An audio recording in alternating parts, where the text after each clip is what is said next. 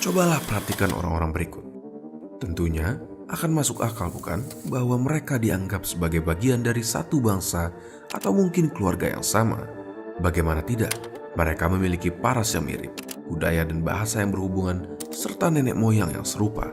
Sayangnya, alih-alih mengenal satu sama lain, mereka justru tidak menganggap dirinya memiliki identitas dan warga negara yang serupa. Tidak seperti mereka, yang meskipun sudah terlihat jelas bahwa mereka berasal dari benua yang berbeda, namun pada sesungguhnya menganggap satu sama lain memiliki identitas dan kewarganegaraan yang sama. Di dalam sebuah negara pun, sekelompok masyarakat dapat saja memiliki aspirasi akan sebuah bangsa yang berbeda dari negara tersebut dan tidak jarang menuntut kedaulatan dengan cara membentuk negara yang baru atau menghapus negara yang sudah ada. Itu adalah beberapa manifestasi dari sentimen nasionalisme yang dapat mempersatukan mereka yang berbeda. Namun, di saat yang sama memisahkan mereka atas dasar perbedaan. Atas dasar nasionalisme lah banyak negara di dunia membunuh, menyerang, dan berperang satu dengan yang lain seperti di Yugoslavia, Sudan, dan berbagai tempat lainnya.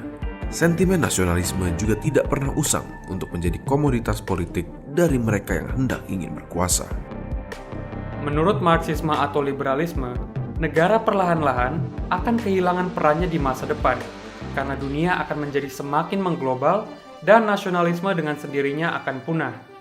Namun kenyataan berkata lain, di mana sekarang kita melihat justru nasionalisme semakin meningkat di antara negara-negara. Kita bisa mendengarnya dari retorika Donald Trump, Xi Jinping, Shinzo Abe, dan masih banyak lagi.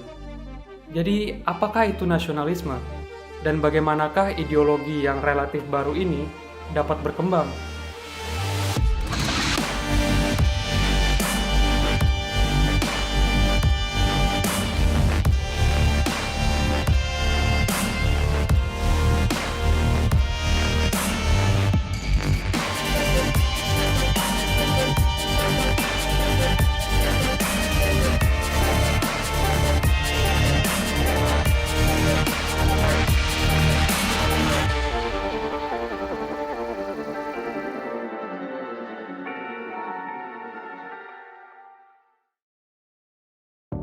Nasionalisme adalah pergerakan ideologis yang memperjuangkan persatuan, kekuasaan, dan kedaulatan sekelompok manusia yang menganggap diri sebagai bangsa yang sama.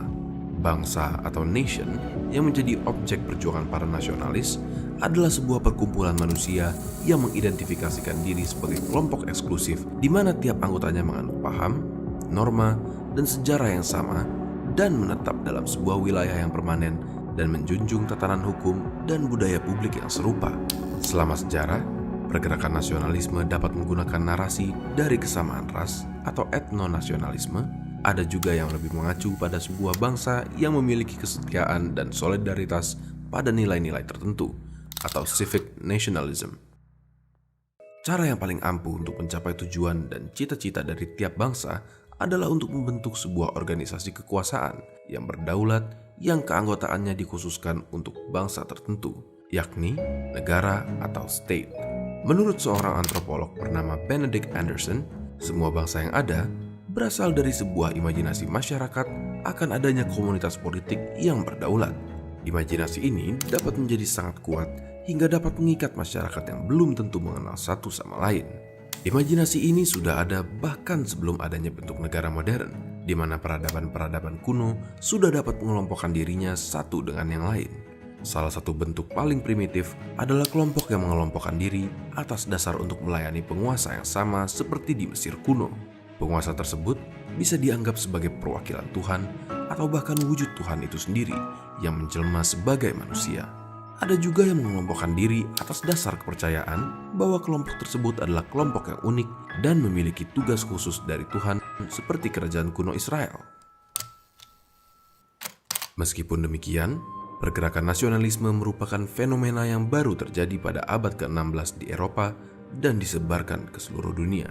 Menurut Laia Greenfeld, Inggris adalah bangsa Eropa pertama yang memiliki kesadaran nasional dan memilih untuk mengurangi pengaruh dari Gereja Katolik Roma dengan menamakan Raja Henry VIII sebagai kepala gereja pada tahun 1530 dan timbulnya nilai-nilai patriotisme Inggris yang tidak ingin diatur-atur oleh bangsa lain. Setelah Inggris, nasionalisme juga tumbuh subur di Prancis yang disebabkan oleh tidak puasnya kaum bangsawan di bawah kekuasaan raja. Para bangsawan dan pemilik modal yang tidak puas inilah yang menjadi semakin empatik pada kalangan bawah yang semulanya tidak pernah terlibat dalam perpolitikan Prancis. Mereka pun menggerakkan masyarakat untuk melakukan revolusi besar-besaran dengan melahirkan konsep bangsa Prancis di mana semua masyarakat di dalamnya bebas dan setara. Pergolakan nasionalisme pun tidak dapat terbendung di Eropa. Di belahan dunia lain, ketidakpuasan masyarakat akibat kontrol Spanyol dan bangsa Eropa lainnya melahirkan banyak negara merdeka di Amerika Latin, Asia, dan Afrika. Seorang pakar antropologi bernama Ernest Gellner menyatakan bahwa nasionalisme tidaklah lebih dari proyek politik untuk menciptakan sebuah bangsa yang sebelumnya tidak ada. Kita bisa melihat contoh dari bangsa-bangsa di Asia Tenggara. Sebelum kedatangan masa penjajahan, tidak ada yang mengenal sistem pemerintahan seperti yang kita kenal dengan sekarang. Justru dengan penjajahanlah yang menanamkan bibit-bibit nasionalisme di negara-negara Asia Tenggara. Memang nasionalisme memiliki efek yang baik, yaitu dapat mempersatukan bangsa-bangsa yang semulanya terpisah. Namun bila kita tidak berhati-hati, nasionalisme juga bisa memisahkan kita.